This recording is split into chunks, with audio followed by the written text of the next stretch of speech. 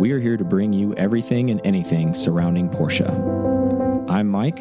I'm Aaron. And this is P-Car Talk.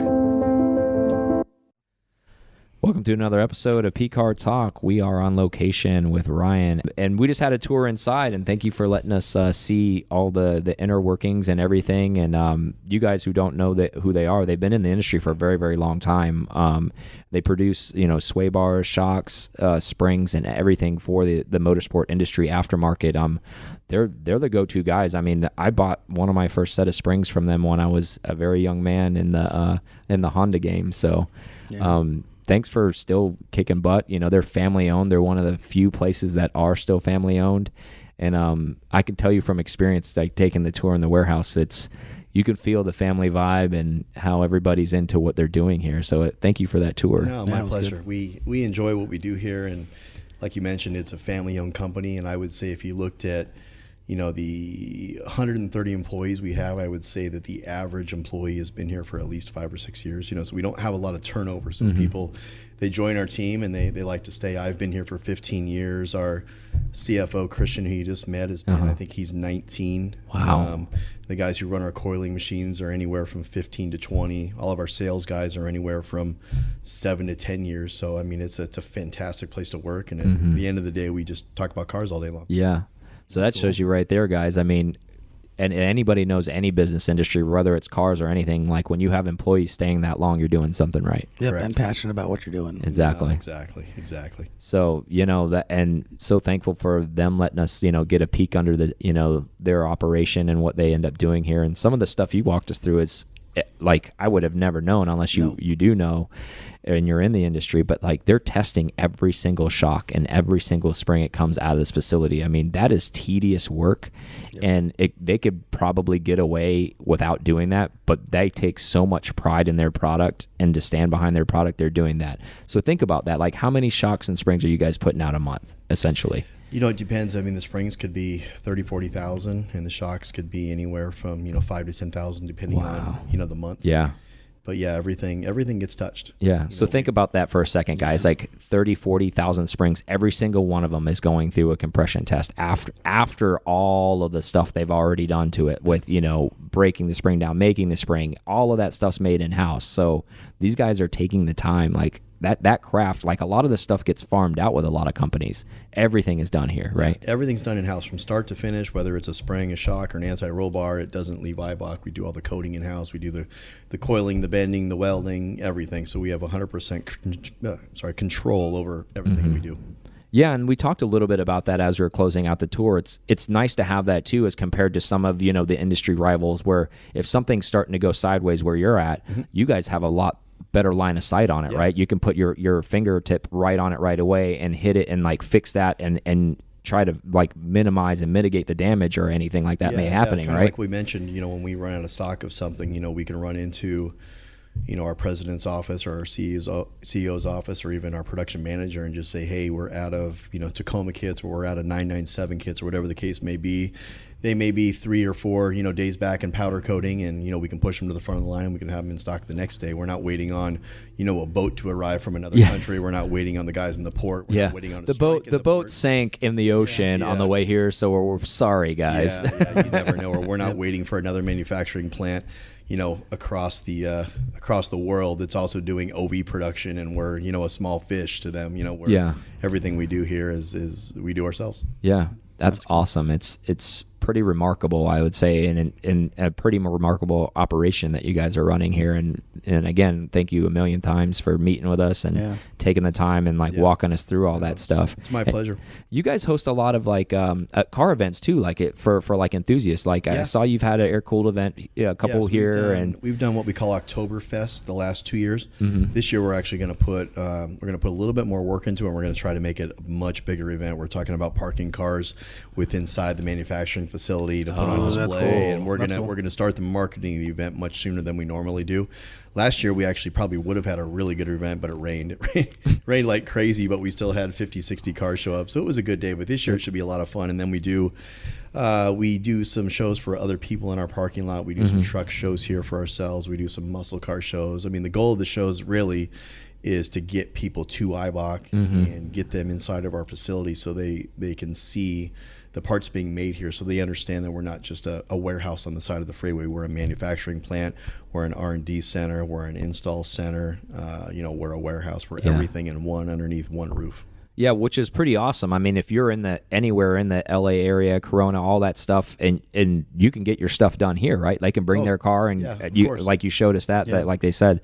So I mean, that's pretty remarkable in its sense. Like no kidding, everything done under one roof. Like if you are a customer and you just want to have some stuff done, you can get that done here. Yeah, you just call us in advance if you had a G-body Porsche and you wanted our bars on it, or if you had a 997. I mean, we put them on, align it, and the rates are actually, they're very competitive to what you get at, any local shop really. But you have, the guys from Eibach doing it, installing their own products. That's awesome. Or your California mall crawler Jeep. Right? Yeah. Like you can bring that. Yeah, you can bring that in here. Yeah, if we've got product for it, we're more than happy to install it. And I know we talked a little bit about that. You guys were saying that the off-road market is kind of booming for you guys now, huh? Yeah, the off-road market's been really good. We jumped into doing truck shocks probably about 4 or 5 years ago, and then about 2 years ago we came out with what we call our Stage 1 kit. So for a Tacoma or a Tundra, it's 2 springs in the front, it's a shock, and it's a shock in the rear. So for the money, the kit is maybe $550, $600 street price. You really can't beat it. It's got a 1-mile warranty on all the parts. It rides fantastic. That's super cheap. Yeah, it gets the truck level. Yeah, and it looks cool. So you really can't beat it. So we've been really blessed in the truck market that everybody kind of knew who we were already. Yeah, and we jumped right in with both feet, and we covered every application, and that's an incredible amount of bang for buck. Oh yeah, you can't beat it. I mean, I have it on my 4Runner. Yeah, most of our guys, anybody here with the Tacoma has it. We do F-150, 1500. We're jumping into the quarter or the half tons now. So and then also Jeep. Jeep's a big market as well. Yeah, that's awesome. Now, you said you've been here 15 years. What are all the positions that you've had while you've been here? So I've only had 2 positions. Okay. So I was hired to be our private label manager, so sell all of our private label parts, which are the parts that we manufacture for other people. Okay. So we'll build a spring to their spec, put their name on it, put it in a box for them, or we'll build a lowering spring kit to their spec or a shock to their spec, whatever the case may be. Okay. So I handled that for about 13 years, and then the last 2 years I've transitioned into new business. So I launch all of our new programs. So the last 2 years I was working on UTV kits. Okay. So you don't see probably as much in Florida, but out here on the UTV side, it's insane. Wow. It's unbelievable. It's probably the biggest thing to hit the off-road market since the Baja Bug. Okay. So everybody has one of these, or they have 2 of them. And the beauty of California is we can trailer them 45 minutes kind of out to the deserty type areas, and then we can blast another 300 or 400 miles in any direction. That's awesome. Going 80 and not hit anything. So out here they're very hot. So we do basically an 8 spring kit for each of those, and it's basically pre-tuned based on what the guy's going to do with his machine.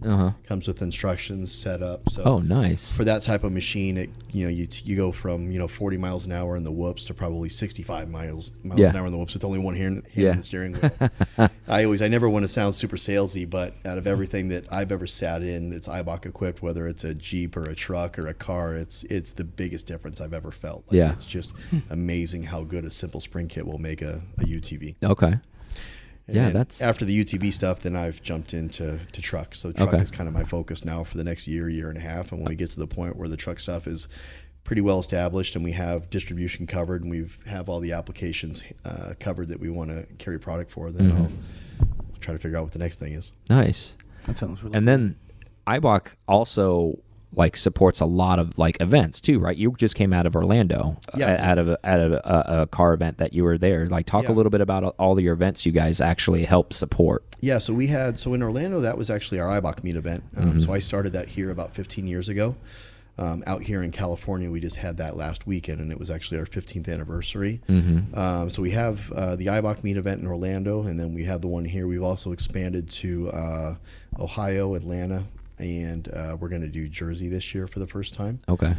So that's good. And then above and beyond our own Eibach Meet branded events, we go to a ton of other events, whether it's, LS Fest or any of the Mopar stuff out here in California, Jeep Beach. I mean, the difficult thing about what we do in terms of marketing is we're in so many different markets. It's hard to pick and choose, what events we go to. I mean, we literally could probably go to 5 events a weekend. Across the country. Because there's always so many going on, right? And that's just, I mean, if you just looked at the street stuff, you could go to a Porsche event, you could go to a Mopar event, you could go to an American Muscle event or a Mustang event. You could go to an import event, or maybe it's a Subi specific event. And then on the racing side, it could be NASCAR, it could be dirt track, it could be Baja 1000, it could be motocross, it could just a couple things. It could be UTV, and then we didn't even touch on trucks. Then it could be a Toyota meet, it could be an F-150 meet, it could be anything. So I mean, it's hard for us to kind of pick and choose where we want to go every weekend, but we try to give everybody a little bit of love and spread as much of the coverage as we can. But we keep really busy. That's a good problem to be like in high demand enough where like people kind of want you and pulling in all different directions, right? Like that's an exciting thing, nevertheless with that. So our marketing guys, they really have to try to stretch the advertising dollars or just the budget themselves, just to try to figure out. I was going to say, with just travel probably alone, right? Like just to be like, okay, well, who are we going to send to this event? Be like, we want to represent there, but man, we just got back from here and we just got back from that one. And then, a lot of it too is not just the paying for the events, but getting the staff members to go to the events, because I mean, there's something out here every weekend. Our guys are enthusiasts, and so they're like, well, we can't really. I don't want to work this show in North Carolina because Luft is this weekend. Exactly. So it's if you guys don't, if you've never been here, all you got to do is show up in the parking lot. And you see the employee cars out there, and everybody's car is nice. Everybody's like either raised up or lowered down. Like basically, there's nothing unmodified out there, which is pretty cool. No, we're really lucky out here, but there is something every weekend. I mean, Luft. There's Luft on Saturday. There's something else on Sunday that's not Porsche related, but depending on what you're into, just in California, you could do something every Saturday. And I'm sure Florida's. It rivals it. There is something going on pretty much every weekend, and I think the warm climates kind of share that. Like, it attracts the people, it attracts the enthusiasts. They're like, I can do something almost every weekend. We get lucky out here just from an event standpoint because we go from usually like the first week of May through the end of September without a drop of rain. So that'd be nice. a lot more people are planning stuff just because they know it won't get rained out. You don't even have to think about it. You just do it, right? Stuff doesn't get rained out. That's pretty cool.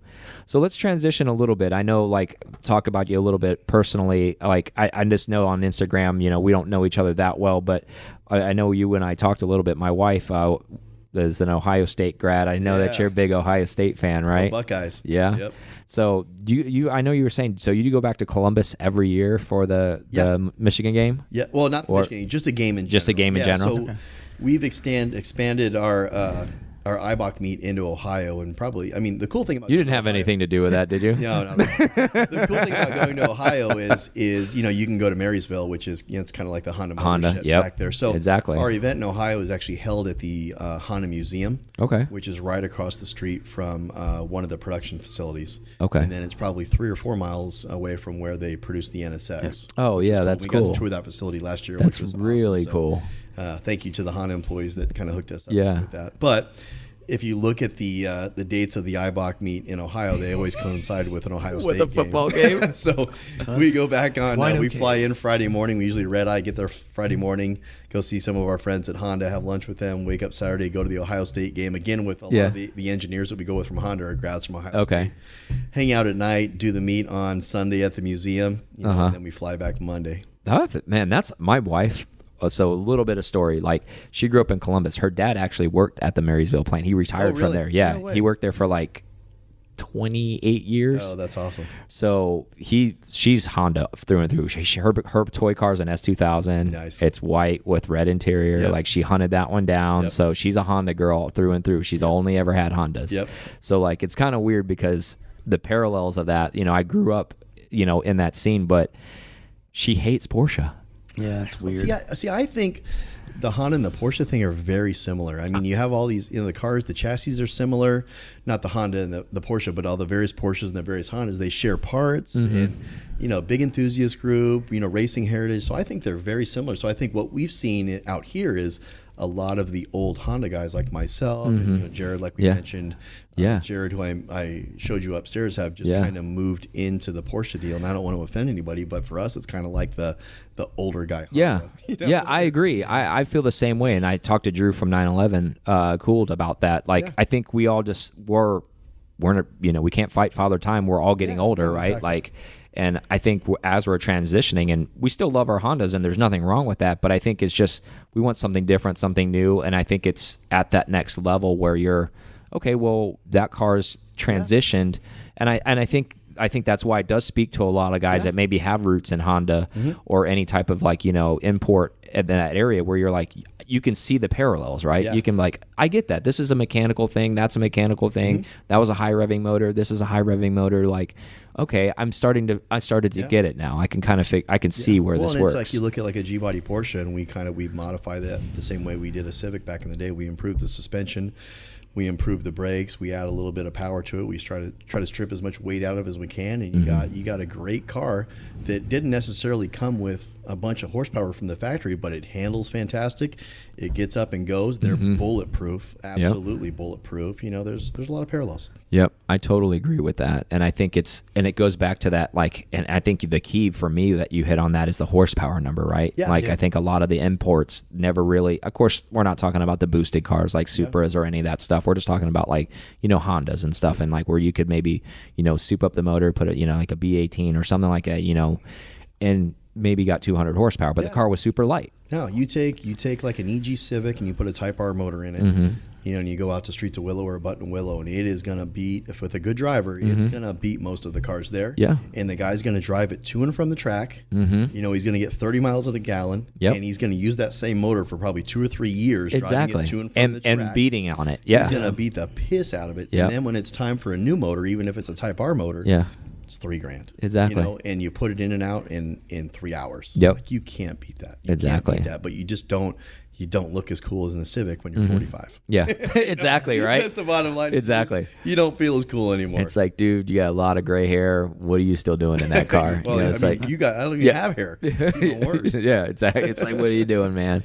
But yeah, I think it is. I think it's just a natural progression for a lot of our guys, and I think a lot of us are around the same age group. You know, I'm almost 40. Yep. You know, and Drew and, you know, Jared, all those guys are almost 40. Yep. And I think we lived through that, right? You know, not to like refer to it in a cliche way, but like the Fast and Furious years, right? Like when we were younger, and the import scene got really big in the 90s for us.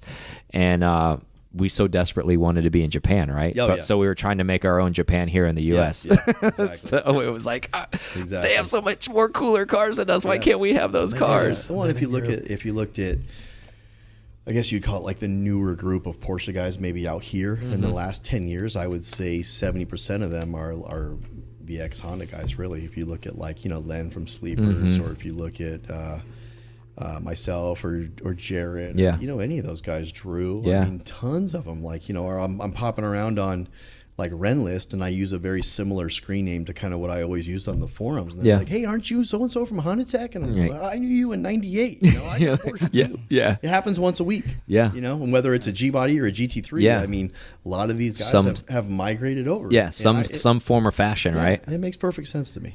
Yeah. So speaking of that, when did your Porsche passion happen? When did you transition? You know, I was a little bit ahead of the game, I think, compared to some of the other guys. And I'm not bragging about that.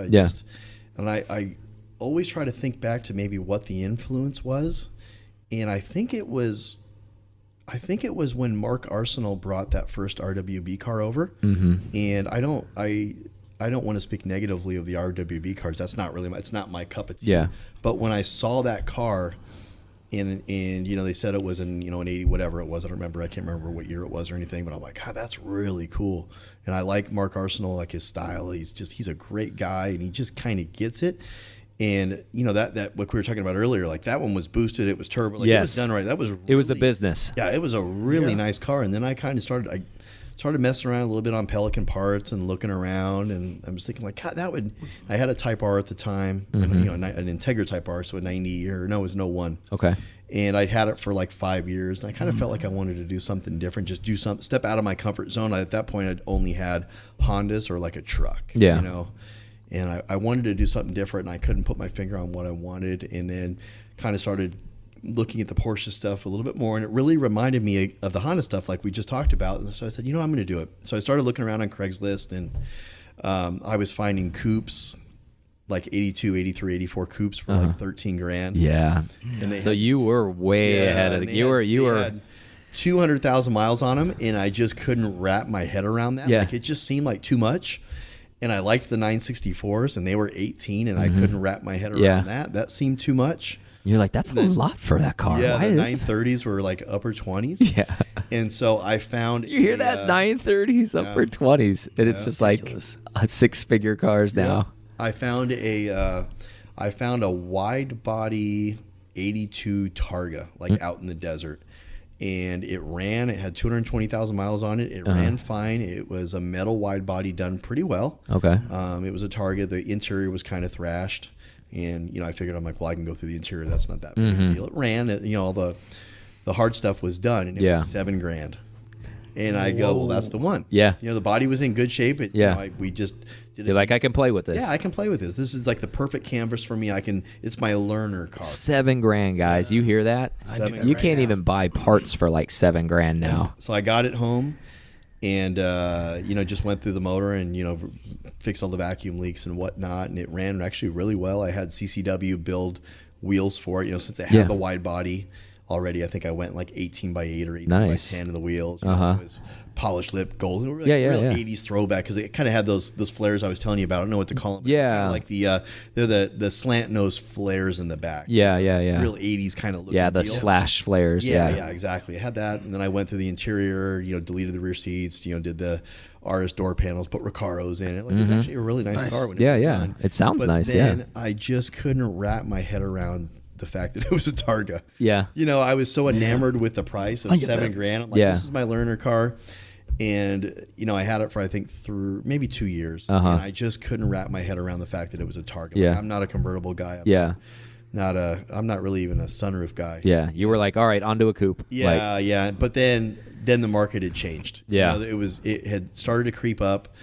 And I'm like, well, I can get pretty decent money for this, and I could always come back to another Porsche when the market drops. Yeah, like it was ever going to drop. Yeah. So then I sold it and I bought an Impala. Nice. Okay. So I did a '64 Impala. And I had that for like 5 years, and that was absolutely amazing. Did you slam it?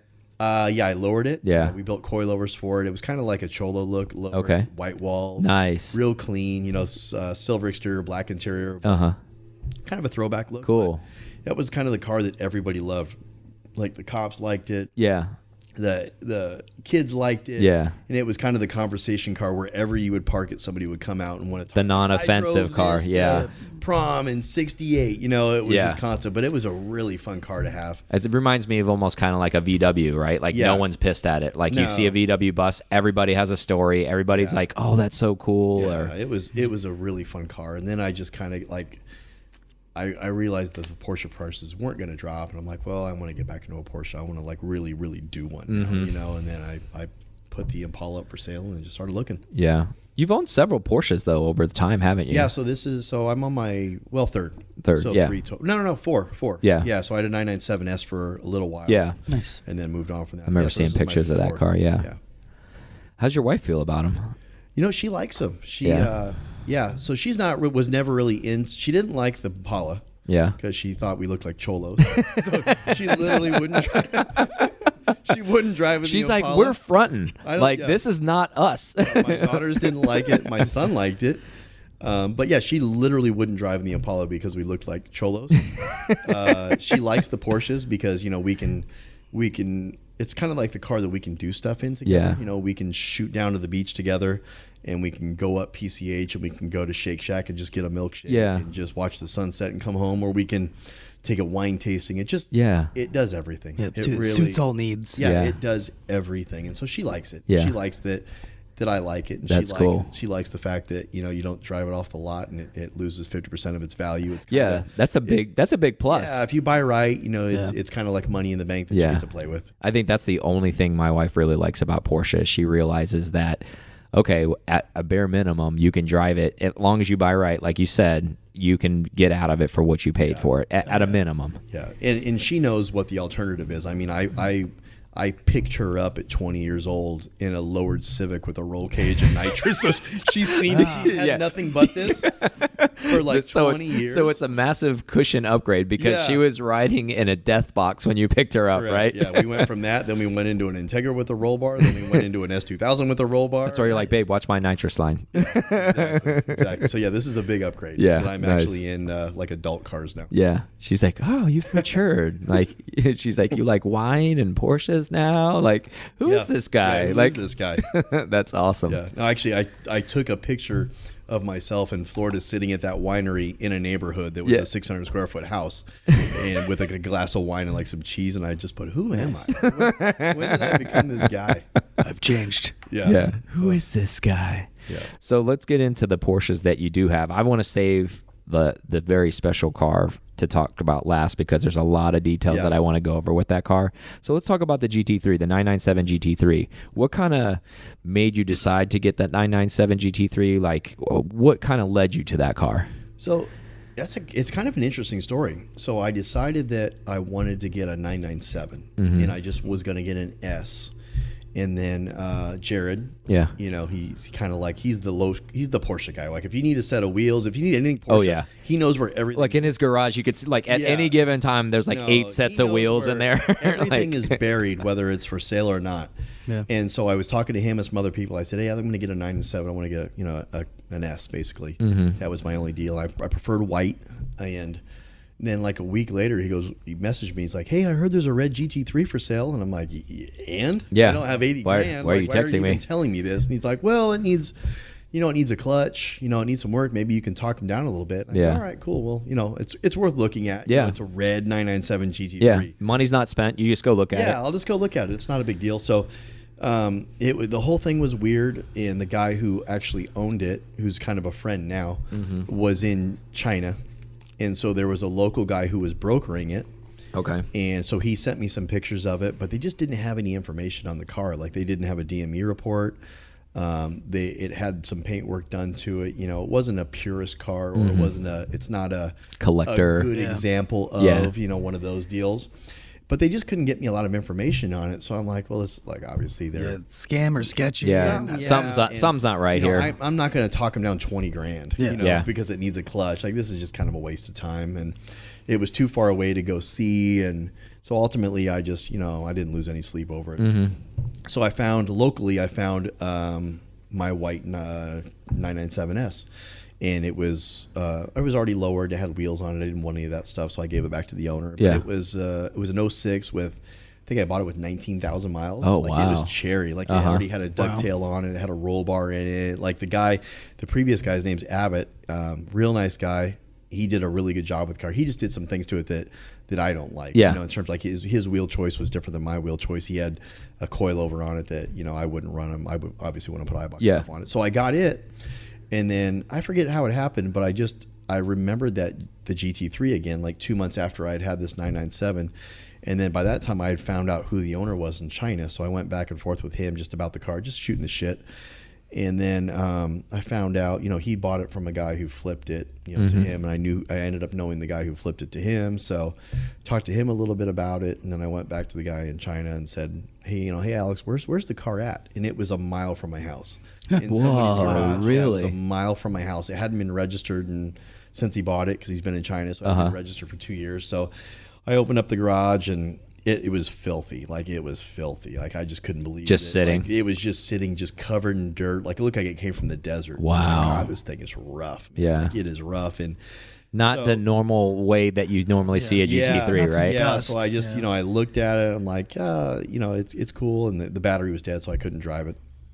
So I went home, digested it all. I talked to him, asked him what he wanted for it, and we kind of went back and forth. I'm like, well, I should at least drive it, just for the heck of it. It's a mile away. It's not, at bare minimum, I get to drive it. Exactly. I've never driven it. I'm not going to lose anything for this. Yeah, so I drive over, and we get it fired up, and by that time, the guys washed it at least, and, it's still pretty rough. Yeah. It needs a paint correction, and drove it, definitely needs a clutch. Yeah. Among other things. You just figure at 40,000 miles, if it's been, taken care of like this for the last 2, 3, 5 years, Yeah. however long, like it's probably going to need a lot of work. But, Yeah.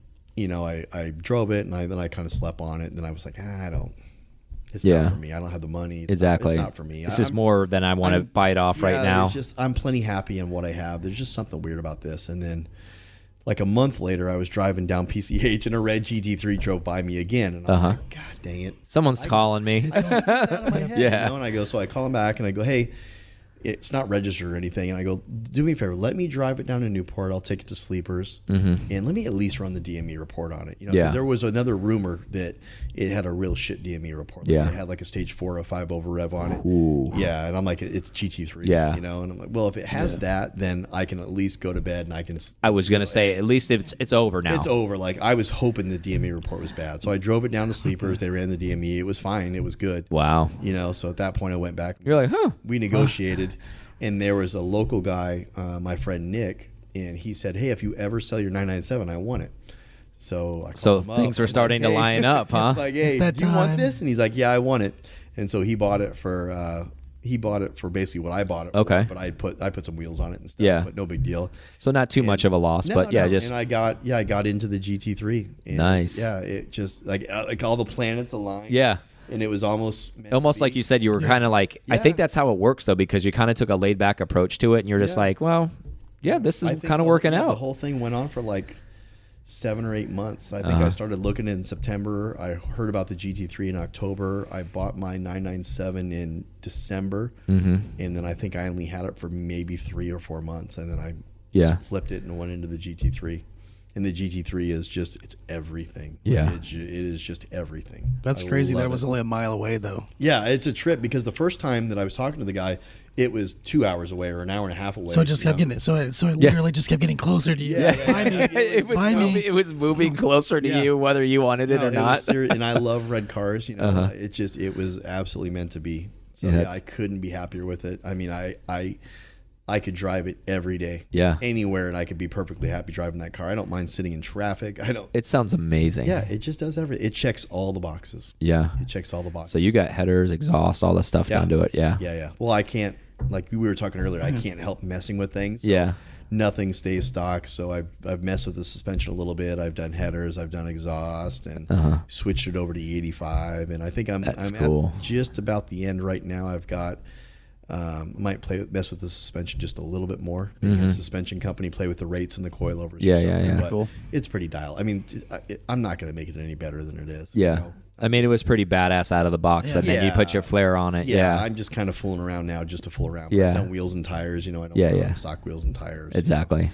So yeah, I've kind of put my spin on it, but I don't think anything else I do from now on is going to do it any justice. Yeah. I'm just tinkering to tinkering. That sound, it's because you have one, so you know, but I'm just saying like that's such an addicting sound, isn't it? That it makes so ridiculous. Yeah, it's just like so race car. Well, now that I've got E85 in it, I try to fire it up like every 2 or 3 days just to keep the gas running through it. So me and my son go out and play basketball in the front yard. I'll open up the garage and I'll fire it up and I'll let it run. Yeah, just let it run. You know, I'm 30 feet away and you just hear it. It's like, man, it just sounds so pissed off. Yeah, exactly. It's just it sounds like so mean. But on the flip side, you can drive that around and you don't get rolled, you know, for modified exhaust or anything. You know? Well, it's because it is what it is, right? Like people see that and they're like, okay, he's not out here hooning. Like that thing is just all business, and that's the way it sounds. Like he can't help that. Exactly. You know what I mean? It's not like he's running an open header on a a JDM car. Not to say bad, but I'm just saying it's like it's not that. Yep. So what exhaust do you have on there? So I've got Sleepers built a muffler delete for me. So it's got a center delete, and then I run the factory side mufflers with the headers. Okay. And it is loud. It's pretty loud right now. Yeah. But a good loud, like a very good. No, it just doesn't need to be any louder. Where I'm tempted to drop the side mufflers, or run like a long tube race header on it. I can't believe it sounds that way with the side mufflers because it sounds like it doesn't have them. No, it's loud. Yeah, it makes a bunch of noise. But like I said, it's a very good loud. But I think any louder than what it is, it would just be too much. Yeah, where you'd going 75 down the freeway with my wife in the car. You weren't like you see the guys on the off road things where they got the headsets on. That's going to be you and your wife. Like, what's going on? She wouldn't dig it. But I would probably dig it that loud. Oh I yeah, don't really care. My wife she's like, I get a headache riding in your 964 because it's like it's all open. Like there's no bypass. It's all open. It's like it's aftermarket headers straight out. Like, you know, with RS setup and everything. It's just like it is very loud. Very, very loud. And it's, you know, when it's a good loud, you don't even want to turn the radio on. You just want to hear it. Yeah, that's all I do is just drive around with it. Like, and I just kind of veg out, listen to it, and just think. Yeah, like we talked about that. Like, it's like a zen moment, right? Like it's like you're zenning out. You're rowing through the gears, and you're just letting it peak, and you're just like, woo. Yeah. It's the car guy meditation. Yeah. Well, yeah, it's kind of like the beauty of like a GT3 too, is like you driving down the freeway at 80, it's loud, it's a roll bar, and it's pissed off. But it's perfectly comfortable too. Like I'm just sitting there, you know, just relaxed. Yeah. Like I'm in a Cadillac or something. Exactly. Like that. I'm just cruising. But you're not getting beat the shit in it. You're just like, wow. Yeah. I always find that funny because, and like I think I can tell like where people like come from sometimes when they get in cars and they're like, well, it rides real rough. You know, like certain cars, and you hear people say that about GT3s. They're like, oh, it rides real rough or whatever. And I was like, have you ever been like in a early Honda, like slammed on some like springs, like and like going over a cobblestone road? That's rough. Yeah. This is not rough. No, this is a sports car. This is the way it's supposed to drive. Exactly.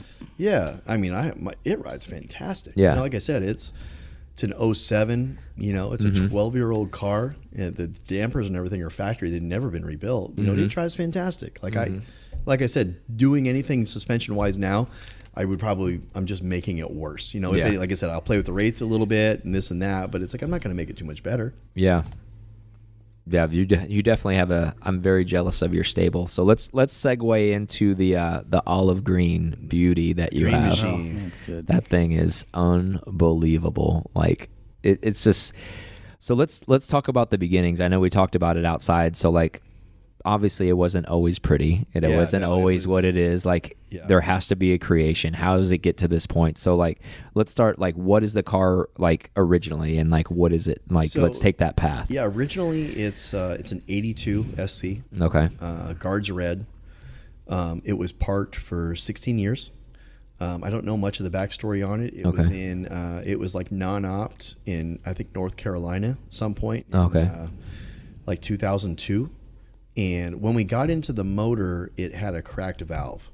Oh, okay. And so I would imagine that was probably the reason it was parked in 2002, because at that time it would still be, you know, $10,000 fix. Oh, the car was probably worth $5,000. Yeah. Oh, yeah. So the guy, they probably non-opted, and it sat in somebody's barn or whatever. And then at some point it got to Louisiana. I think the guy got it from North Carolina, Louisiana, but he has photos of it literally sitting in a barn.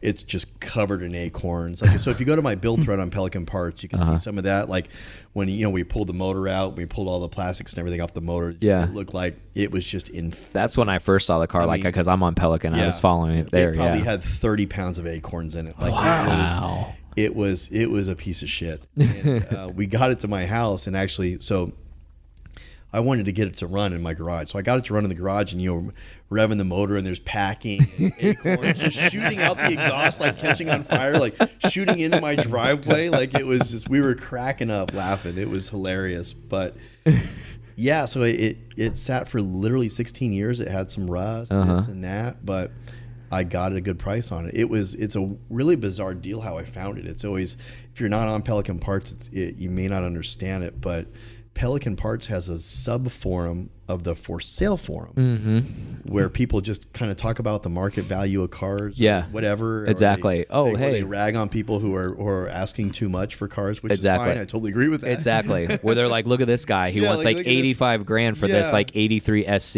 Yeah, which I think is hilarious. So actually, that was one of the only reasons I go in there to read those threads. I spend a lot of time on that exact forum thread you're talking about. Yeah. So this guy Nicholas, he pops in and he goes, I got this car. It hasn't ran for 16 years. It has no title. What do you guys think it's worth? And I caught it probably a minute after he put it up. And so I messaged him immediately, and I said, hey, shoot me some pictures of what you have and just give me a little description. And he goes, well, it's guards red, it's black interior. And I'm like, ooh, those are two. That's perfect. All right, we're already in the right.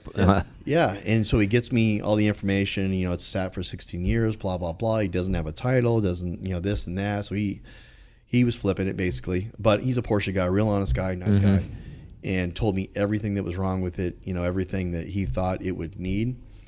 And I said, well, do me a favor, just you don't have to get it started, just verify the motor's not locked. Yeah. And so he got the motor to turn. He didn't fire it up, but he got it to turn. So it wasn't locked. And at that point, I was good. I'm like, well, that's fine, because the problem is if he gets it to fire and it runs, I don't get as good of a deal. I was about to say, now the price goes up. Yeah, it's a slippery slope. And it's the same way for him, too, because if, I'm willing to give him this, but if he tries to fire it up and realize that it has a cracked valve, then he's an honest guy. He would have disclosed that. So it's kind of it worked in both of our favors. Exactly. Kind of, it's like, okay, let's just stop where we're at right now. Let's pause. Yeah, let's just make a deal right now.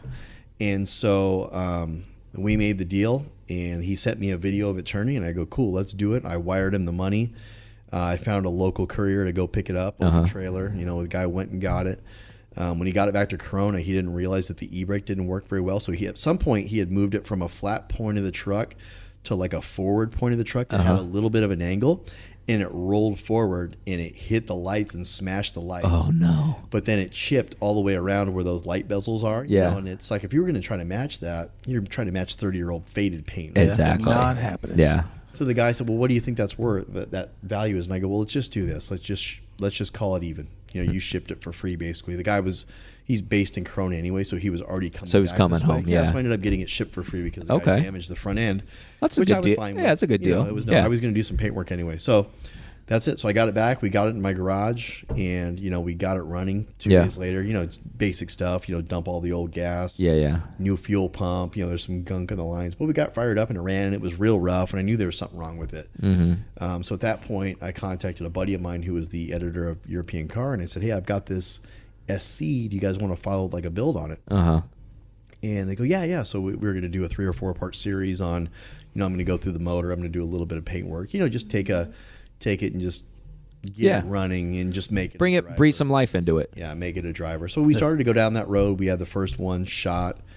We got the motor out of it. We shot. You saw the pictures of that with the acorns. And everything. That was hilarious. It had the cracked valves. So we knew we were going to have to go through the heads and this and that. And then, like I mentioned prior, our CFO Christian and I, we've always, and the marketing guys, everybody really, we've always wanted to do a cool car in our SEMA booth. Up until now, we've always done a lower, whatever the new model of your car was, which was going to be the hot car. If it was an FRS, we were going to have an FRS. If it was a Mustang, going with the ebb and flow of the market, right? Yeah, and that's those are monster sellers for us. So it just makes sense to do that. But this year we decided, well, let's do a cool car, and then they said, well, would you want to do your Porsche? Because we had just went back and started doing the G-body sway bars, and kind of fit the story, and we're a German company. We're an OE supplier. Things are starting to fall in line. Yeah, exactly. Luft was hot. Air-cooled stuff was very popular. And I said, okay, well, let's do it. So just, if you guarantee me that it's going to be in the booth, I need to know now.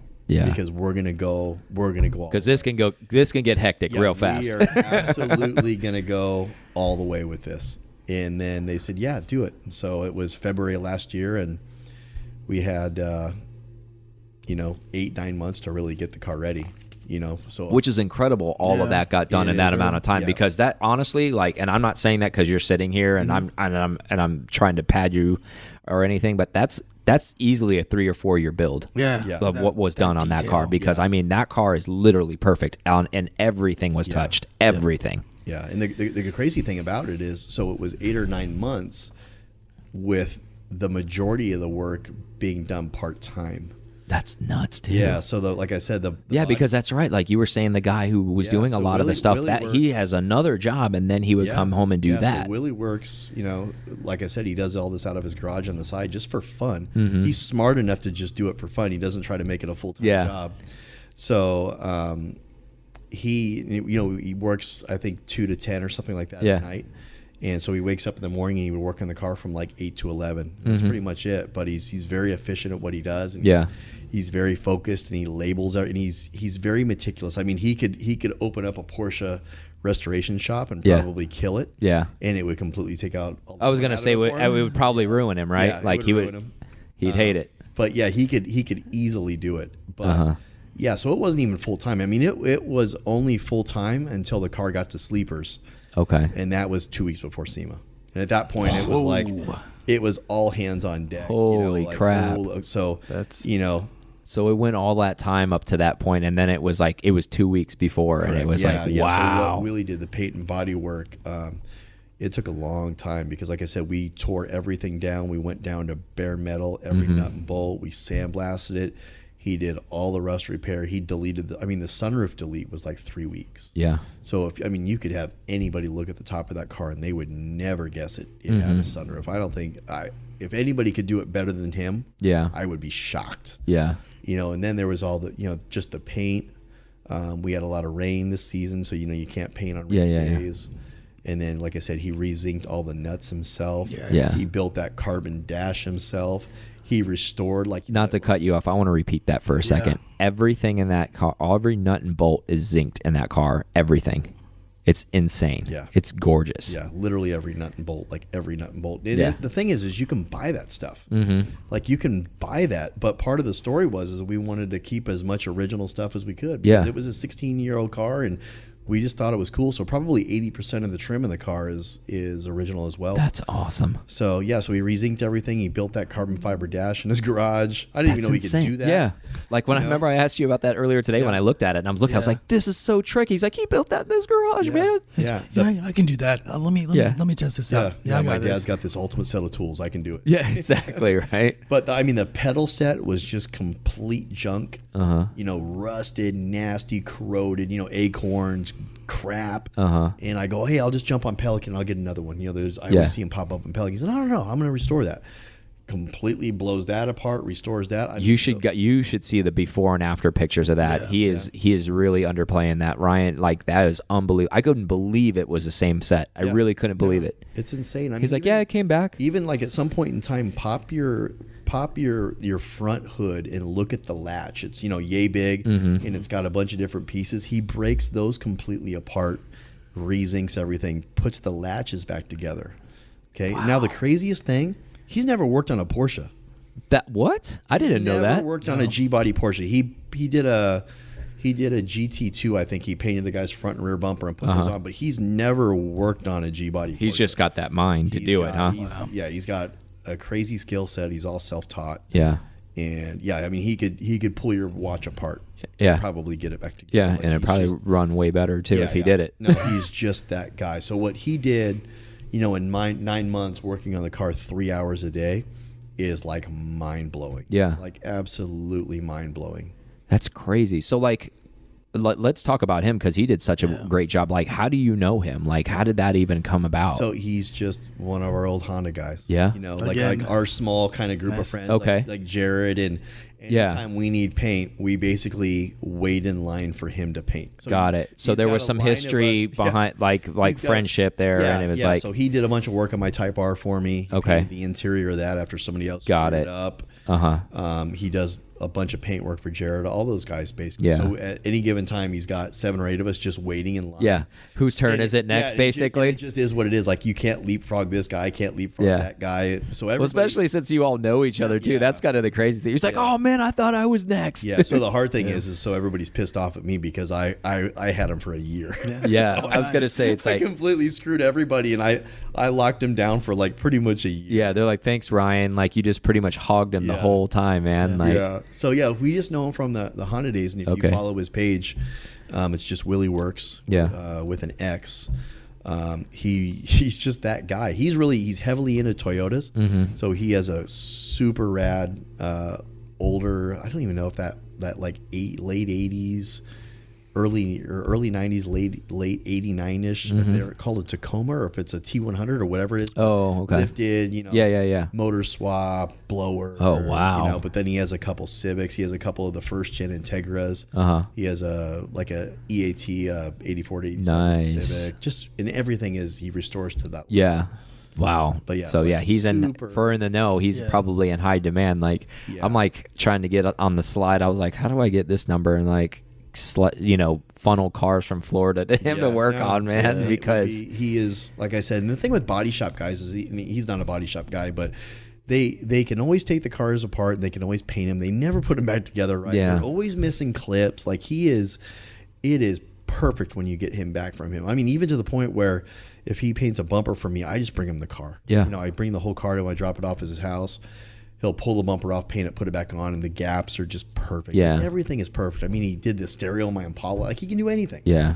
Like, Limitless. Yeah. That's pretty cool to have that kind of asset too, you know, to have a friend and somebody with that kind of skill set, because that relationship, you know, on top of that too, him knowing you just personally, like he's going to do a good job anyways. It sounds like he has those core values, but the fact that now it's even on the icing on the cake that, you know, you guys are buds, and he's like, oh man, you know, and this car is going to SEMA. Now he's even like, you know, he's already high level, but he's stepping it up even a higher level for himself to be like, okay, well, now that this is going to SEMA and the world's going to see my car, I can't let the world see a half-assed job. Like, I got to go all in too. And it's like, it's just pretty nuts to be at that level. So yeah, with Willie and the car going to SEMA, I know he kind of was like a all hands on deck. He kind of turned the dial up a little bit, right? Yeah. So he got to the point where he started, you know, tearing things apart, and he started literally restoring everything. So he's kind of like an all or nothing guy. So that wasn't even we didn't even have a plan. Yeah.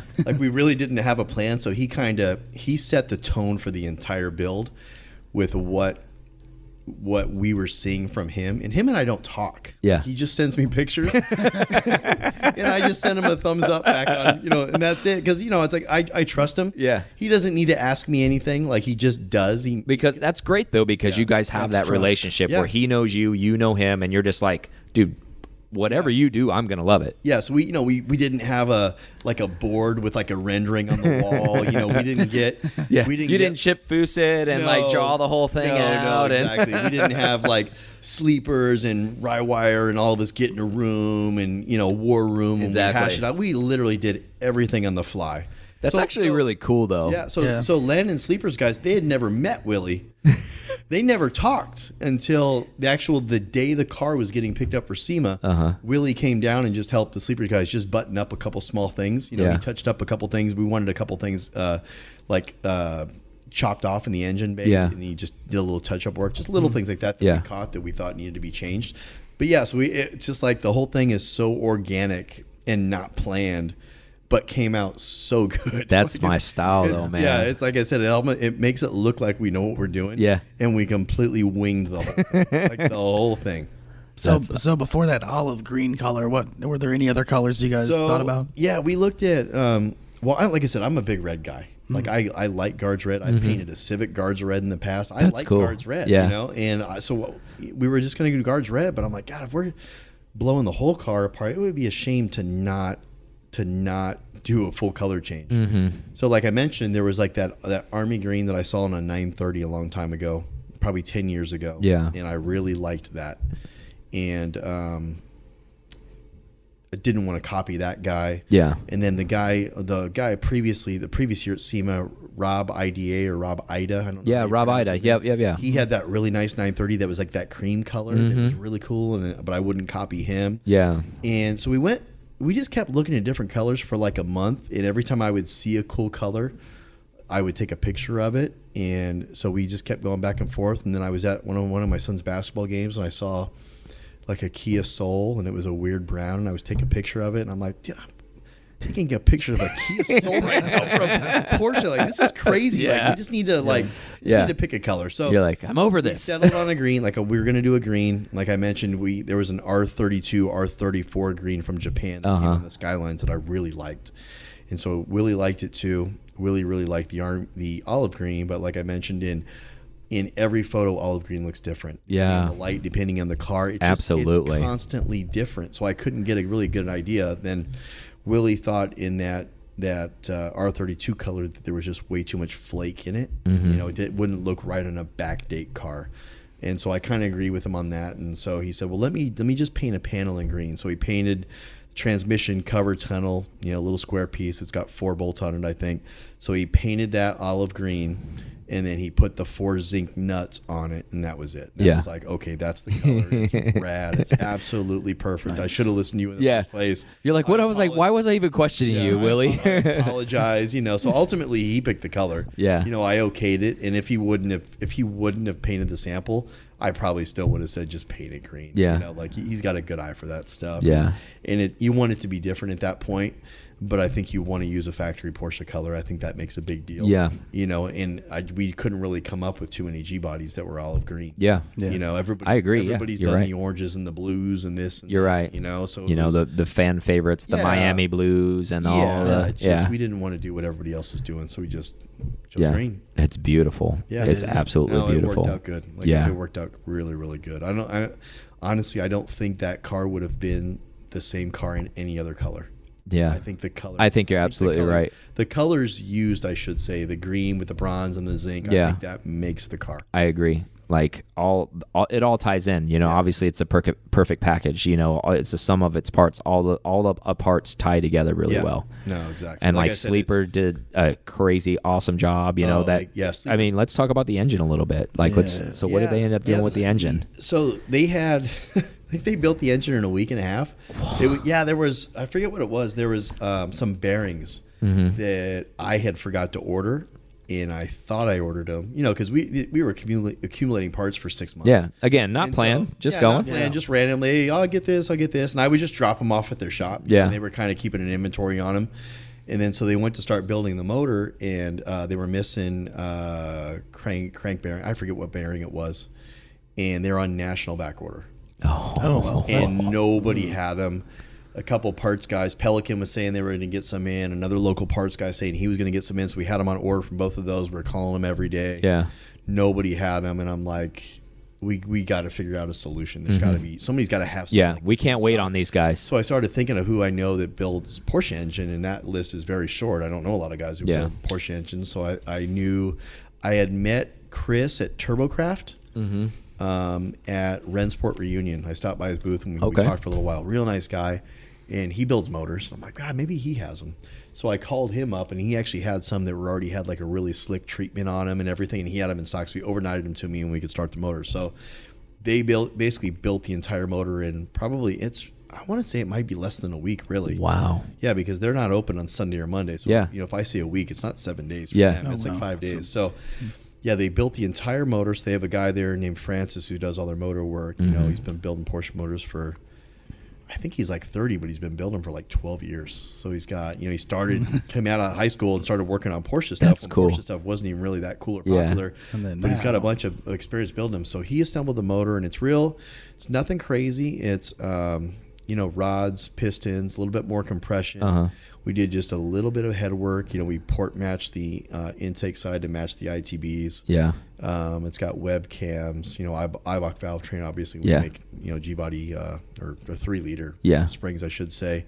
We've got the Borla ITBs, the AEM management. Those ITBs are so awesome. They look so good. Yeah, and the cool thing is those are cataloged. Like, you can just purchase them right at the catalog. A lot of the guys don't know that Borla does these, but Borla bought TWM. 3, 4, 5 years ago or something like that. So they're basically TWM throttle I didn't bodies. know that. Yeah, and they're distributed by Borla. So nice. Really nice product. You can just buy off the shelf. They're affordable.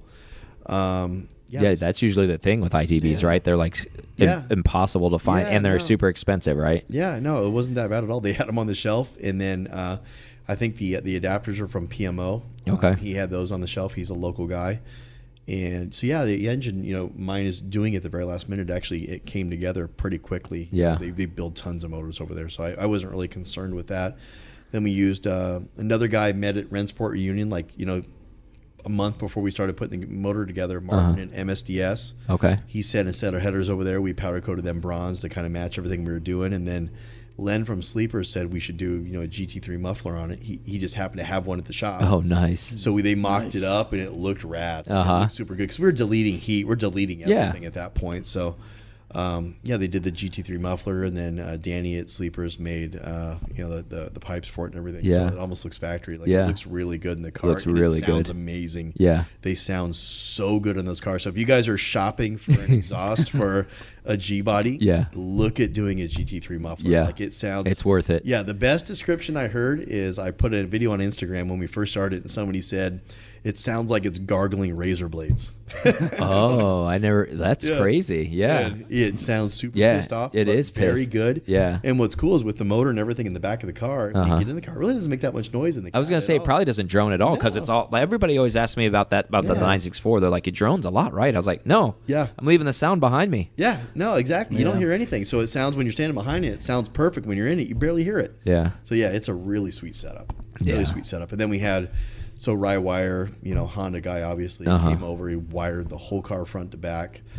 We used That's awesome. AEM Infinity for fuel management. Now Rywire's got a new product. It's a PDM. It's a power distribution module. Okay. And so what it does is it replaces all the fuses, all the relays, everything. Wow, that's So really trick. Yeah, I didn't point it out, but if you look at the forward compartment, that there's no fuse box, there's nothing. So that little PDM controls everything in the car now. So That's really kind of a convenient. Common problem with the G-body stuff is Yeah. fuses blow, relays blow, Yep. constantly. Like, you got to carry a glove box full of those things. for Yeah, replacements. I got to carry stuff just for my 964 Yeah. just in case. Yeah, exactly. So his module replaces all that, so it does not have a fuse or a relay any longer. It's all run off this little box. Wow. And it's just mounted in the back right where the AIM fan Yeah. is. So we have fully controllable, programmable ECU. And then no relays or anything. Yeah. So very modern touch that you don't really necessarily catch. Yeah. Because everything's hidden. There's one wire or one little small loom of wires that runs to the rear. Yep. One little loom that runs to the front, but you don't even see it. Yeah. But it gives it a very sleek and clean. Yeah. Appearance. It goes with the whole build. Yes. I love how you guys left everything inside bare too. Yeah. Yeah. That's so cool. That's so race car. I love that. Yeah, we wanted to shed basically every ounce of weight that we could in that car, and door panels weigh something. Yeah. Everything weighs something, and so we pulled everything out, and then also just the zinced bolts on that green. Wherever we could see that or show that inside the car, we wanted to show it. And then even on the door panel itself, there's some miscellaneous rods and stuff like that you can see. It looks good. Yeah, and then little things you don't catch, like in the rear, anything that held a seat on, anything that was exposed that held a seat on, we cut off and shaved, but we didn't putty the whole inside of the rear of the car so it was flat. It still looks factory, but all those little things, they add weight too. I mean, we probably cut out, just the tabs and stuff, right? And just stupid tabs and stuff like that. Wow. We did the same thing with the front as well. We shaved, we shaved the windshield wipers. We shaved the radio antenna. Anything we didn't think we need, we got rid of. And since we're talking about shaving weight, I was blown away by this number when you told me outside. What's the number on the weight? Yeah, so we're at 2137. 2137. And that's with 2 seats. I was only going to run 1 seat in the car, so we would have saved probably another 20 pounds. Yeah, I was going to say we almost run it right at 2100, huh? Or if we didn't want to put a roll bar in it or something like that, but yeah, we we probably could have got it to 21 pretty easily. Because again, we weren't really documenting everything. I mean, the goal all along was to get it to sub 22. Yeah. But I mean, I just weighed the thing 2.5 weeks ago for the first time. Yeah. So it was kind of like, well, let's see what we got. And it was like 2137. You're like, yes. Yeah, we did it. Yeah, but again, we weren't. All along we weren't saying, okay, this is this. That's that much, and that's much. That's on my punch down sheet. Yeah, exactly. We didn't have an Excel spreadsheet with anything we saved. It was just it was just go, huh? Yep. That's awesome though. That's an awesome story. And I mean, if you guys haven't seen the car, check him out on Instagram. It's posted on there. I mean, it's gorgeous, absolutely gorgeous. And the words, I can't say anything about the car. You have to see the car. Like it's just like I said, it's a I want your car. I want that car. It's a brand new old car. Yeah. Like everything is touched, everything's restored or re-zinced or new or whatever the case may be. But it's like one of those things like we talked about before. It's like it looks the business. It's so like purpose looking too, and it's beautiful at the same time, right? It's not like a junk box made just for the track, but you can look at it and you're like, this is a track purpose car. Yeah. Yeah, well, that's kind of the first question you get is, have you been to the track yet? You know, because it fits that bill. It's light. It's been, highly modified. Pissed off. It's all of those things. Motor. It's got, limited slip diff. It's got coilovers. It's ready to rock. Yeah. And he didn't wide body it. If you haven't seen it, he kept it narrow, which is awesome. Yeah. Which I love. Yeah. Like we kind of talked about is there's that cookie cutter. Yep. RSR throwback build that kind Yeah. of everybody does, and they do them orange and they do them blue, and Like talking about Pelican, that's the breakdown sheet where you said, we didn't have a plan, but there is a plan if you want to build the RSR car. This is what you do, right? a lot of guys do that. There's nothing wrong with that. I mean, the cars are beautiful. We just wanted to do something different. I just didn't want to do what they were doing because everybody's already doing it. I wanted to do a narrow body and be different, and maybe the cars, maybe it's worth a little bit less because we did that, but I don't care.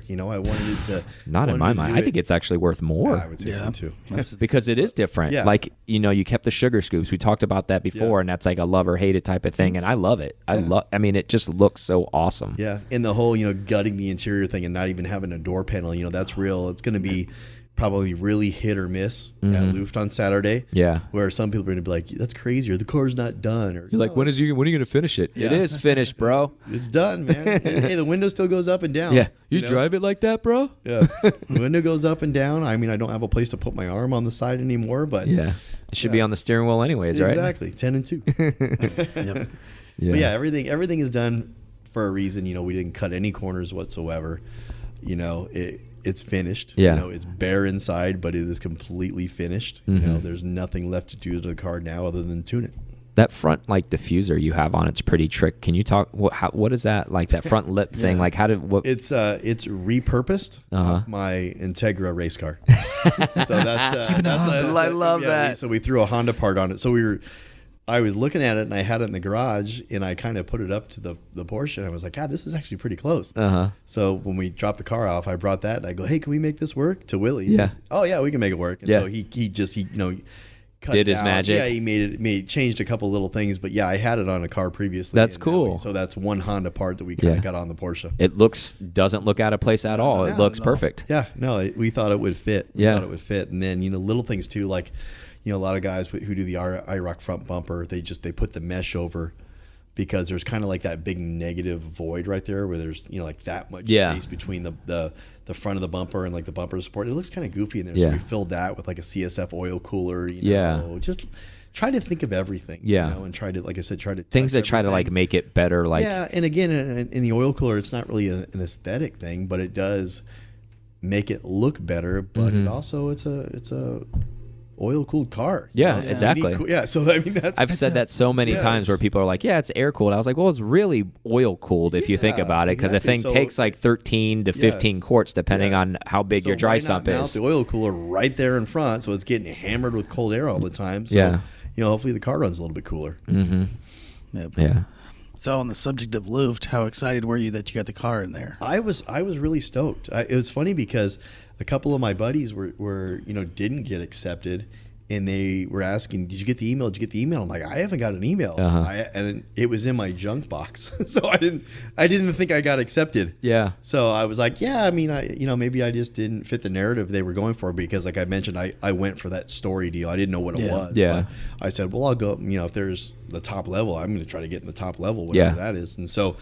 I didn't think I made it, and I wasn't upset about it. It is what it is. It's up to their discretion. I throw events, and some of the outside events that we do outside of California, we screen cars, and so I've got to turn really, really good cars down just because I already have 20 of them like that. Yeah. It just doesn't. Yeah, it doesn't mesh. Yeah, exactly. It just and I'll choose like a wacky lowered Odyssey because I already have too many EG hatchbacks with a K-swap. Exactly, and you don't have any Honda. They're a dime a dozen. So I was like, well, whatever. And then I just happened to look at my junk mail like that night or the day later, and I texted everybody like, oh no, sorry, I made it. I was a little bummed, but I was pretty relieved that I made it in. So I'm super excited because we haven't really had the car anywhere. So we had it at SEMA. Yeah. And it's been here at the shop, or it's been at Sleepers. If people, a lot of people stopped by Sleepers and saw it when the Phoenix Club event was in town. People stopped by Sleepers to see it, and then we had it at the Festival of Speed. Yep. I think that was about a month ago, and a lot of people saw it there and enjoyed it. But yeah, we really haven't had it anywhere. So it's kind of, I don't want to say it's getting re-debuted at Luft, but it's kind of like a re-debut because most of those guys have not seen the car. I would agree with that. Actually, I think that's the perfect title to say what's going to happen there, because I think people are going to be head over heels when they see it, because it is amazing. Yeah, and the guys who have seen it online and then they see it in person are basically say that the pics don't do it any justice. They're I'm one to say better it. in All I saw was pictures, and I got to see it in person today, and it is way better in person. Yeah. It is unbelievable because a picture cannot capture all the details that have gone into it. When your eyes start to see everything and the light is hitting it different ways, and you're just like, wow, that really goes. Like, oh my God, look at this, and oh my God, look at that. And and when you can actually kind of walk around and take the whole thing in, you know, when you can open the door and you can see the gaps, and you can look at the motor, and you can pop the forward compartment, you can see all the work done. You know, you see a lot of cars that are really, really good, then the guy pops the frunk and he didn't do anything there. It's got like the gnarly shit everywhere. Yeah, exactly. And you're just like, that took a lot away from it. The guy's got the beautiful paint, and then he pops his hood and you didn't paint the engine bay. Yeah. You're like, there's a couple of those on Pelican. They're like, whoa, this car's bitching. And then he didn't paint the engine bay. It's like, what are you doing, dude? But yeah, I think when you can really take it all in, you can appreciate it. And I think you can appreciate it more knowing the backstory. Yes. And knowing we didn't take a pretty good car and do this. We took a complete piece of shit. Yeah. and made it a star, essentially. Yeah. And there's, like I said, there is nothing to hide. You can go underneath it. Yeah. The bottom looks as good as the top. The paint on the inside looks as good as the outside. Yeah. You know? And, you know, you can look at the suspension part stuff underneath. We didn't not touch that stuff. Yeah. I mean, everything. And the stuff we talked about earlier too, the engine's right too. It's like you didn't build all and you didn't, make everything pretty and then just leave a stock motor in it. You know, you guys did everything. You did it right. Yeah. Well, and again, in talking about trying to restore stuff and keep things original, that's the original motor and the original transmission. So everything is still matching numbers. You know, we didn't put some giant motor in it that the car won't work. Just when it makes sense. Yeah. We just tried to make everything better without going absolutely crazy. We just updated everything basically. I don't like the term like resto mod. Yeah, I don't either. Like a resto mod, I think of like a 65 Nova with like 22s and 20s in the back with like an diamond quilted interior. I think this is more of like a resto mod where we took an older car, it still looks old, we improved everything, but we didn't get so crazy with like the new school touches. Like we didn't go any bigger with the wheels. Exactly. That was actually one of the hard parts was wheel options, was searching for wheel options, because even like HRE, smallest wheel anybody makes anymore is like an 18. Yeah.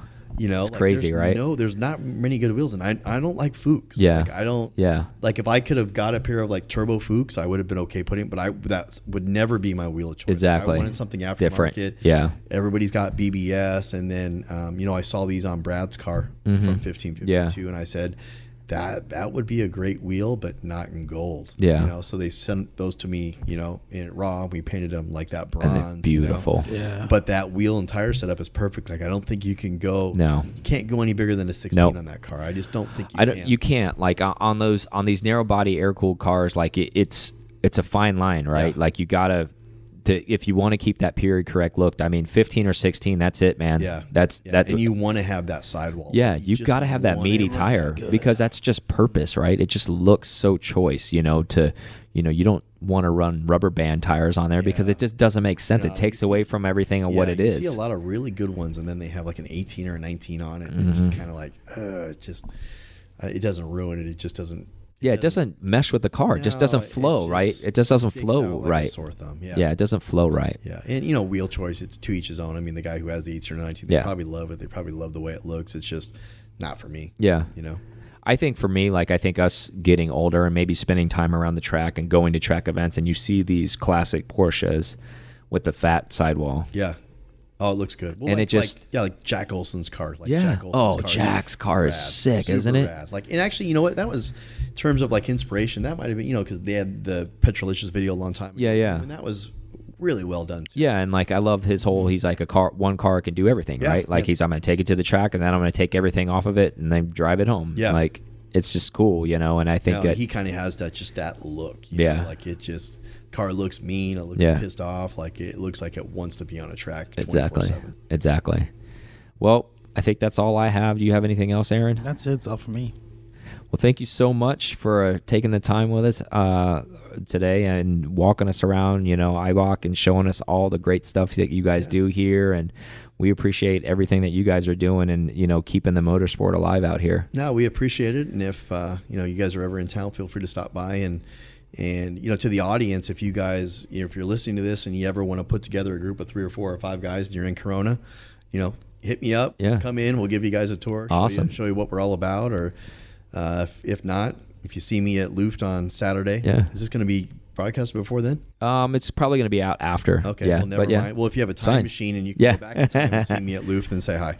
Yeah, but come see these guys. I mean, they're motorsport all the way through, and you heard the gamut like we talked about earlier. Like they're deep in like anything that any of our listeners are listening to. If you want to do off-roading trucks, UTVs, you want to do lowering Hondas, you want to do Porsche stuff. Yep. This is your one-stop shop for all of that, man. Yep. And we love that they're family-owned, and we love that they've been doing it for so long, and they're just great people, man. Yep. And one last plug: if you guys need a motor built, any Porsche work done at all in Southern California, Sleeper Speed Shop.